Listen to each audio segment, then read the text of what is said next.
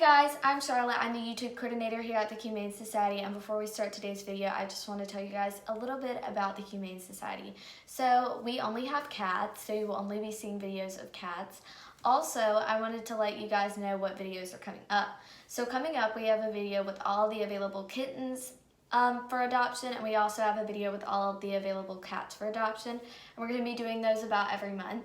And then also coming up, we're going to be doing a day in the life of a Humane Society volunteer, where I take you guys along on a day of me at the Humane Society and what all our jobs are, what all I do whenever I'm there. And so without further ado, I'd like to tell you guys about today's video. Today's video is just helping new cat owners, people that have just adopted a cat. You know, you've adopted a cat and now you need to know what to do, and we want to provide some education on that. So let's get right into the video.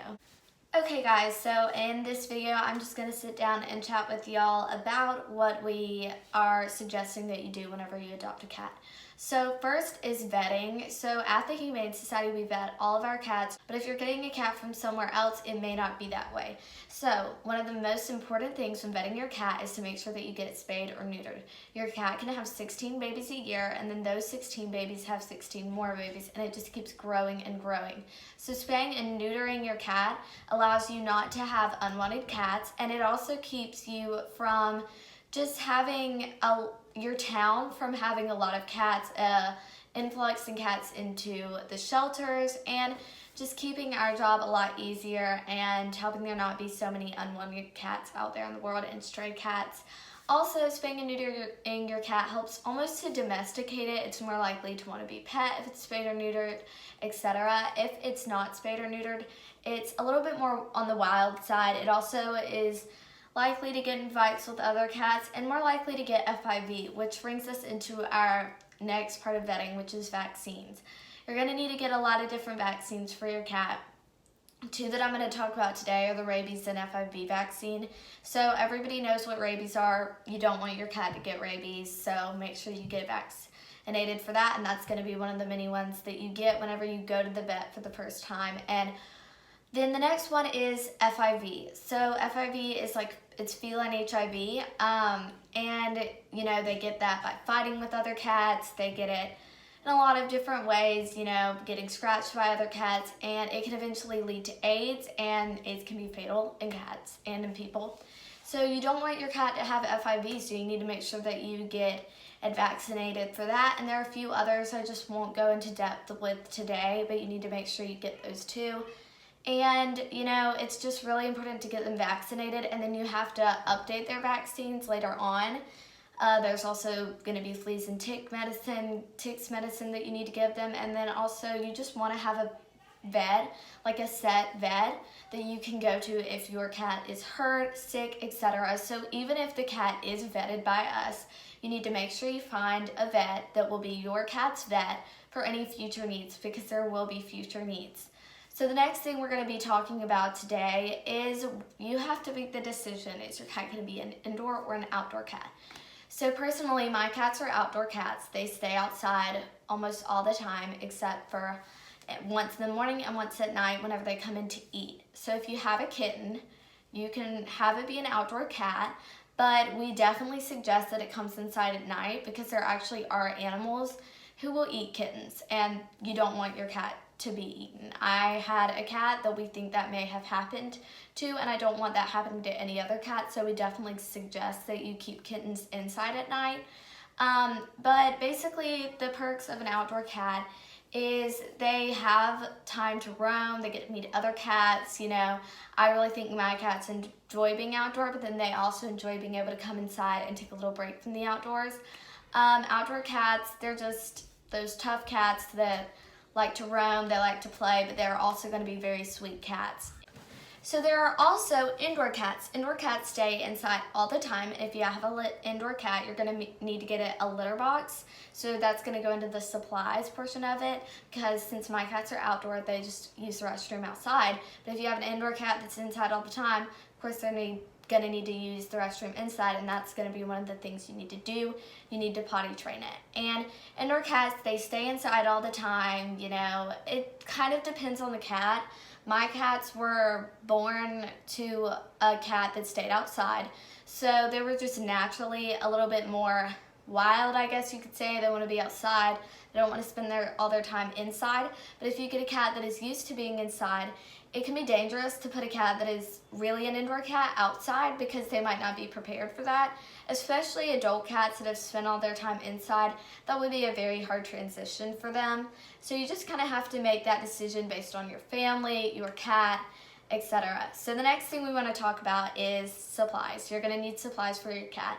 And of course, if you get an indoor cat, you'll need the litter box, you'll need the litter, and whether indoor or outdoor, you will need food. So you'll need to get, some people prefer canned, some people prefer the hard food, the kibble type food. And that type of food, the hard food, actually is good for their teeth because you're not brushing your cat's teeth on a regular basis, and that actually helps clean their teeth. So my cats, they get a mixture of both. We mix wet food with dry food, and so you'll need food in water bowls. You'll need litter box, a scooper for the litter box because you're gonna need to clean that out pretty regularly. And also another important thing is flea and tick medicine. So you can just buy that at the pet store, and the kind that my cats have, you put it on their back, like behind their neck, and you just put a little bit on there. They might not like it, but keeps them from getting fleas, ticks, etc. And then there's one last thing that you're gonna need that's really important. You're gonna need a collar with a tag for your cat. So when you have outdoor cats, sometimes they wander off and they might not come back for a couple of days, and that's okay. That's just how they are. My cats, they like to take a little vacation, go down the road, and just chill at somebody else's house for a little while. And that's okay because we have always found them in the past. And so that's really important. But if they do get lost, especially indoor cats, when indoor cats get lost, it's a lot more dangerous for them than an outdoor cat because they don't know how to survive in the wild. It's like if we got lost out in our neighborhood, I mean, that would be really hard for us to do. But if we really couldn't find our way home in the neighborhood, it would be really hard for us. So you want to be able to find your cat again. So you're going to need a collar, and I definitely suggest a collar and a tag. But if you, for some reason, don't feel like getting a tag, at least get a collar because that lets someone know that this cat is a pet. Because there are those wild cats that people, you know, they can be dangerous, they can hiss at you, they can scratch, bite, they can be mean. And that's not their fault. They're just not domesticated.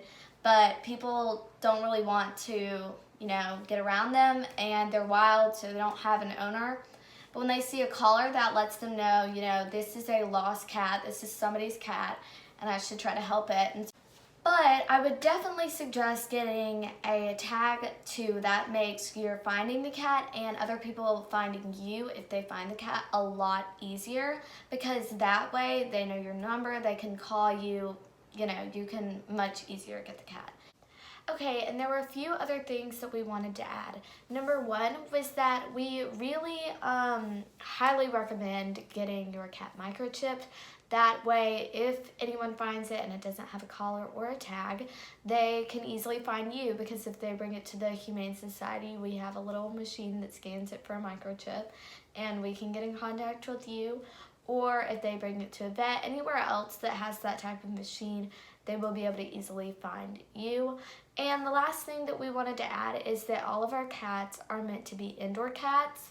So if you want an outdoor cat, there is the Valdosta/Lowndes Animal Shelter, and a lot of the cats there are better for being outdoor cats, but our cats are all meant to be indoors, so keep that in mind whenever you're thinking about adopting from us. So those are important things that you are going to need, important supplies, important information that you're going to need for getting a new cat.